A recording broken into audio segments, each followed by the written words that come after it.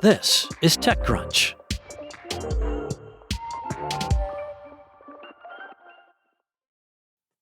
Anthropic CEO Dario Amodei recently pushed back against the idea that he's been painting an overly pessimistic picture of artificial intelligence and how it might shape the future. Amodei's comments came in response to investor Gavin Baker, who argued both on the All In podcast and on social media that Amodei's warnings about the dangers of AI have helped to fuel a backlash in the U.S., particularly against data centers, claiming that Amodei has lost the argument when it comes to AI regulation. Anthropic has advocated for some regulations, including a California bill that imposes transparency requirements on large AI companies. And given that he is about to be the CEO of one of the most important companies in the world, Baker wrote, "I respectfully think he should make an effort to be a more positive advocate for his own industry." Now, Baker is far from the only one arguing that AI skepticism and even government crackdowns are a natural response to the dire warnings of some AI executives. But in a series of posts, Amodei disagreed with the idea that his messaging has been disproportionately negative. Instead, he said that his writing has been about equally balanced between risks and benefits, and that he wrote his essay, Machines of Loving Grace, because he didn't feel the AI industry was painting an inspiring enough picture of how the technology could radically transform the world for the better. Nonetheless, Amodei acknowledged that the public has a negative view of AI, and he agreed that this is a big problem. Where he disagreed was with the idea that this negativity is primarily caused by Amodei or any other AI leader warning about AI's risks. Amodei said, "I think it is fundamentally a crisis of trust. I think that ordinary people don't trust companies, governments, or the tech industry, and always suspect that we are cooking up some new way to screw them over." Indeed, trust is a word that often comes up in headlines about OpenAI CEO Sam Altman, and is apparently an issue for other AI CEOs like Amodei as well. Now, in Amodei's telling, however, this is a crisis that's been decades in the making, with the AI backlash just the latest iteration of it.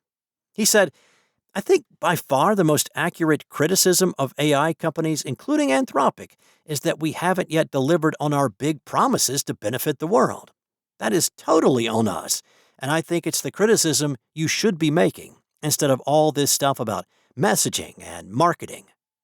Put another way, he said promising that AI will cure cancer is more a cliche than it is inspiring. What would actually change people's opinions of AI would be actually curing cancer. Now, as for regulation, Amodei argued that Baker was painting a false choice between distributing AI widely without regulation or concentrating the technology in the hands of a few companies through regulation. He said, "I know that there's a sort of Silicon Valley shorthand where regulation equals regulatory capture equals concentration of power, but I've always found this to be an overly simplified picture of the world. Many people outside this bubble think of regulation as something that constrains corporate power and benefits ordinary people." Amodei added that he doesn't necessarily agree with that perspective either, but he said that's why Anthropic has always made its policy proposals very carefully. He said, "We try very hard to make proposals that disadvantage or slow down frontier AI companies while advantaging smaller competitors." Why make those proposals at all? Well, Amodei said that in his view, AI is structurally a technology that tends to concentrate power, and that open weights do help some with this, but are nowhere near a sufficient solution because they simply shift the concentration somewhat to those with the most compute and chip.